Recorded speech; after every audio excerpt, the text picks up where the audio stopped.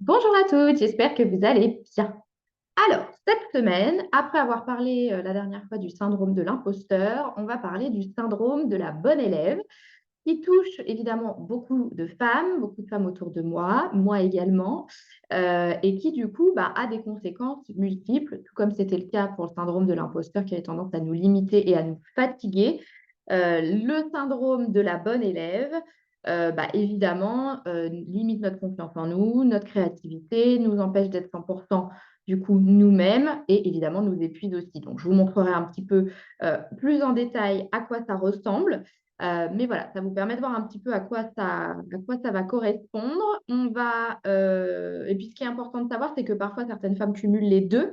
J'ai fait un petit sondage d'ailleurs à ce sujet et c'est assez édifiant de voir que la plupart des femmes sont concernées par les deux syndromes, en tout cas celles qui ont répondu à l'enquête. Et donc, du coup, on cumule un petit peu les miles. Alors, vous inquiétez pas, vous n'êtes pas toute seule, loin de là. Et c'est des choses qui peuvent se régler ou en tout cas qui travaillent pour évidemment s'en défaire un petit peu. Donc, on va évoquer différents points. On va essayer de voir à quoi ressemble le syndrome de la bonne élève, d'où ça vient, quelles sont évidemment les conséquences, et puis surtout, qu'est-ce qu'on peut essayer de faire pour s'en détacher. Donc ça, ce sera notre programme du jour. Donc, le syndrome de la bonne élève, à quoi ça ressemble? Ça ressemble à avoir envie de faire plaisir tout le temps, d'être aimé de tous, en tout cas vouloir être aimé de tous, de tout vouloir faire parfaitement tout le temps, de s'assurer de faire l'unanimité en permanence, d'attendre régulièrement la reconnaissance et la validation extérieure. Ça peut ressembler à quelqu'un qui n'aime pas trop faire de vagues ou se faire remarquer, qui ne va pas forcément oser contredire ou partager parfois son opinion, voilà, pour ne pas qu'on puisse avoir de mauvaises idées de soi ou justement risquer d'être rejeté ou de déplaire. C'est quelqu'un qui a peur de mal faire, qui déteste qu'on lui demande de faire des choses qu'elle ne sait pas faire ou qu'elle n'a jamais fait. C'est quelqu'un qui n'a pas envie de rater, qui voilà, n'aime pas forcément l'inconnu. Donc, si ça vous parle et si ça vous ressemble d'une certaine manière, c'est probablement que vous avez le syndrome de la bonne élève, comme c'est le cas pour beaucoup de femmes aujourd'hui. Et la question effectivement qui peut se poser, c'est de dire, mais attends, d'où ça vient? Comment ça se fait qu'on est si nombreuses à agir de cette façon? Euh, et en fait, c'est tout simple. Déjà, ça vient de notre éducation à l'école, de ce côté bon point, bonne note, réussite par le succès et surtout pas par l'échec, le côté j'apprends par cœur, qui du coup, finalement, nous a un peu conformés dans cette idée de il faut avoir des bonnes notes pour réussir, il faut bien se comporter, ne pas faire de vagues, etc., pour s'assurer de ne pas avoir d'ennui d'une certaine façon. Donc, c'est un peu en mode survie. Ça dépend aussi, enfin, c'est lié aussi à notre éducation à la maison et à la socialisation qu'on va avoir, nous, en tant que femmes ou en tant que petite fille, en tout cas à l'occasion. Donc voilà, l'idée, c'était de se dire, il faut bien se comporter, il faut avoir des bonnes notes, il faut sourire, il ne faut pas faire de vagues, il faut surtout bien écouter ses parents. Et puis, l'avantage, c'est que quand on se comportait comme ça, et bien derrière, on avait des félicitations du conseil de classe, on avait le meilleur carnet, on avait des félicitations, potentiellement un petit cadeau ou une récompense à la clé. Euh, et à l'inverse, si on ne se comporte pas bien et si les notes n'étaient pas bonnes, potentiellement, on pouvait être puni, réprimandé, interdit de sortie ou ce genre de choses si on ne se comportait pas en petite fille modèle. Donc ça, c'est un autre point. Ça va être vraiment tout ce qui va être lié autour du comportement et du suivi des notes, parfois à la maison, dans notre cadre familial. Et ce qui peut jouer aussi, c'est justement nos croyances. Donc toutes ces pensées qu'on pense depuis toujours et qui nous semblent être des vérités absolues et qu'on entretient depuis notre enfance et qui sont peut-être des choses du style si j'agis comme on attend, enfin comme c'est attendu de moi, je vais être aimée. Si je me trompe, ça veut dire que je suis nulle. Si je ne réussis si j'ai pas de bonnes notes, je vais rater ma vie ou ce genre de choses. Ma vie professionnelle, ne sera pas une réussite. Et donc, en fait, toutes ces petites choses, mises, bout à bout, fait que, bah, au final, professionnellement, plus tard, quand on, devient adulte, on devient, de bons petits soldats. On accepte de gérer une charge de travail hyper importante. On rend évidemment son travail en temps et en heure, voire un petit peu en avance, si comme ça peut nous voir décrocher un compliment ou une gentille petite remarque. Voilà, on est vraiment globalement quelqu'un sur qui on peut, compter. Sauf qu'à terme, donc ça marche très bien quand on est sur des premiers niveaux de responsabilité de manière générale, parce que du coup, vraiment bon petit soldat, bon exécutant, bon résultat, voilà, vraiment, ça en fait généralement des salariés qui sont compétents, et qui sont performants et sur qui, voilà, on peut compter. Mais le problème, c'est que quand on commence à monter en grade, et ben, on a moins de feedback, on a moins de reconnaissance, donc on a moins cette validation extérieure qui nous semblait vraiment nécessaire pour nous rassurer. Du coup, on doute énormément, et à partir de ce moment-là, on a peu confiance en notre capacité à trouver des différentes solutions. Donc on va, se limiter et on va rester ce qu'on appelle dans l'action passive. C'est-à-dire qu'on va chercher théoriquement, l comment faire pour prendre la bonne décision, sachant que la plupart du temps, il n'y a pas de bonne ou de mauvaise décision. Mais du coup, on va rester dans l'inaction et on ne va pas réellement prendre de décision. Ce qui fait qu'on ne va pas faire avancer, son équipe et on ne va pas avancer soi-même parce qu'on ne va pas vouloir prendre de risques, pas faire de choses qu'on ne sait pas faire ou qu'on n'a jamais fait. Et du coup, quand on a beaucoup de doutes comme ça, après nos résultats s'en trouvent, affectés. Et puis, du coup, on n'a pas forcément de créativité puisqu'on ne sait pas, trouver, tester, essayer de nouvelles choses, et on n'a pas confiance en sa capacité, comme je disais, à trouver des solutions. Parce que dans ce genre de cas, vous n'avez pas de formule toute faite à appliquer, vous n'avez pas de, choses à apprendre par cœur pour résoudre tous les problèmes et il faut que vous sortiez du coup de votre zone de confort pour, finalement, résoudre cette équation-là. Donc effectivement, le fait d'avoir tout ce doute qui, s'accumule, fait qu'on va manquer de confiance en soi, qu'effectivement on n'aura plus de validation extérieure et qu'à ce moment-là, on va corréler nos résultats à notre valeur en tant que personne. Puisque plus personne va nous rassurer pour nous dire: «Mais si, tu fais du super boulot» et cetera et cetera et que, du coup, on va douter énormément de ses capacités, se déprécier, se dévaloriser et évidemment baisser sa confiance en soi. Donc on va avoir, notamment, c'est typiquement des personnes qui, vont jouer leur vie sur leur évaluation annuelle. Si par exemple, s'ils n'ont pas la note maximale, vont avoir l'impression que leur valeur en tant que personne est remise en question. Et ça, c'est vraiment gênant dans le quotidien. On a aussi peu d'esprit critique. Donc ça, c'est aussi lié à la confiance en soi parce qu'on a tendance à suivre et à croire dur comme fer, ce qui a été dit par les experts, les personnes plus âgées, les gens plus haut placés. Heu et du coup, nous, on finit par ne plus tellement avoir d'opinion, ou d'avis pour soi-même et on va suivre vraiment ce qui est dit par ceux qui semblent être les savants et nous, du coup, on va pas écouter notre propre opinion, notre propre voix, là-dessus et on va surtout pas remettre en question ce qui a été dit par ces fameux, experts-là, pour ne pas, encore une fois, faire de vagues, risquer de déplaire et du coup, on va pas forcément nous, développer notre esprit vraiment, critique ou du moins être capable, vraiment d'échanger de façon constructive parce qu'on va suivre un peu bêtement, ce qui a été dit sans se poser la question parce que ce sont des gens qui sont censés mieux savoir que nous.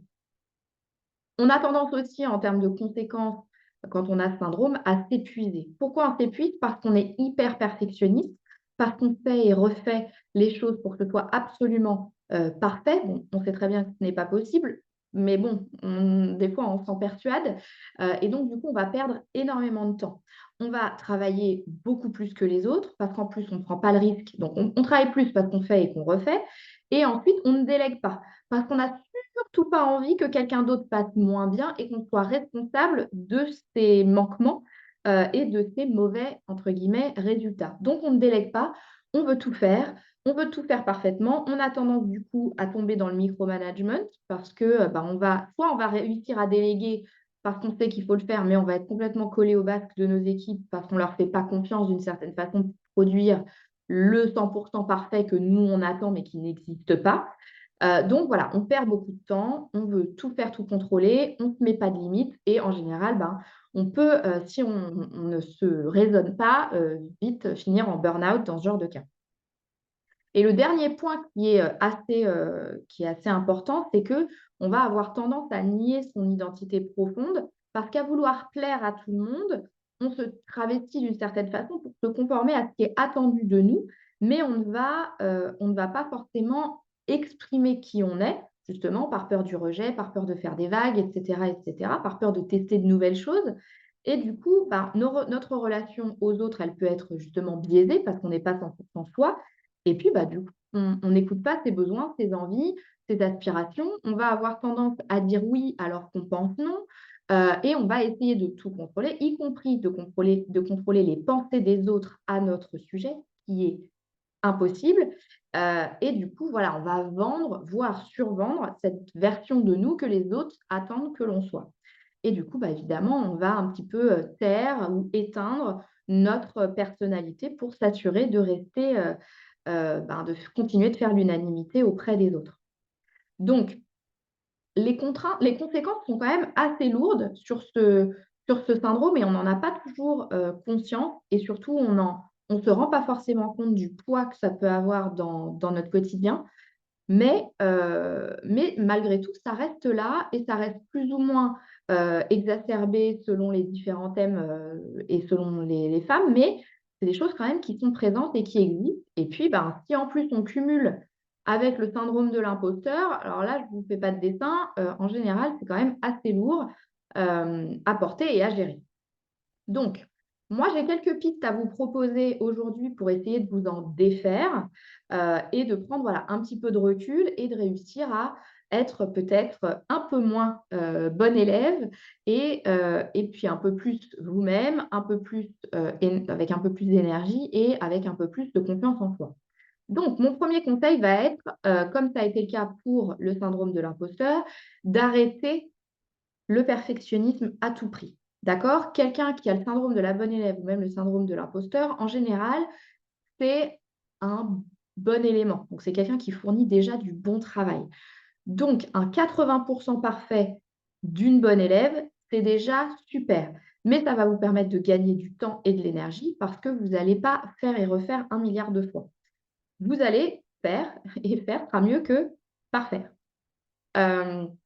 Ensuite, votre valeur, je le rappelle, n'est pas corrélée à vos résultats et quels que soient les résultats que vous allez obtenir ou non, votre valeur restera à 100%.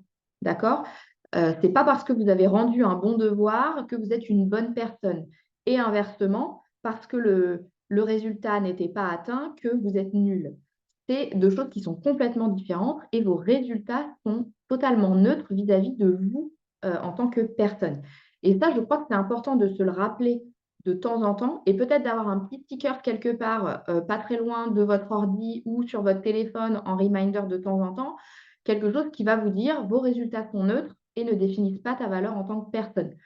Et voilà, je crois que c'est bien de le rappeler parce que, et même pour nos enfants aujourd'hui, qui restent dans un système scolaire où les notations, même si elles ont évolué, pardon, ce ne sont plus forcément des notes sur 20, mais que ça peut être des lettres ou des appréciations, il n'en reste pas moins que, ils vont avoir tendance à vouloir nous faire plaisir, nous rendre fiers avec une bonne note, s'ils n'ont pas une bonne note, on va avoir tendance à être déçus. Donc ils vont corréler de façon inconsciente leur valeur en tant que personne à la valeur des résultats qu'ils vont rapporter. Et ça, je crois qu'il faut qu'on travaille à le décorréler tant que possible avec nos enfants pour que justement ils aient la chance, de garder intacte, la valeur qu'ils pensent avoir, de manière générale et pas forcément en lien avec leurs résultats. Donc ça, c'est une petite parenthèse et c'est quelque chose que moi, j'essaie de faire aussi avec mes enfants, Alors, c'est pas toujours évident, hein, parce que ben, nous, on a nos propres croyances aussi, mais je crois que c'est important de travailler à changer ça pour les générations futures. Ensuite, deuxième conseil, votre avis est celui qui compte le plus. L'avis des autres, donc L'AVIS, c'est l'avis, L-A, plus loin, V-I-E, des autres. D'accord? Il est hyper important d'écouter votre propre opinion sur le sujet avant de solliciter les avis d'experts ou de personnes qui comptent pour vous.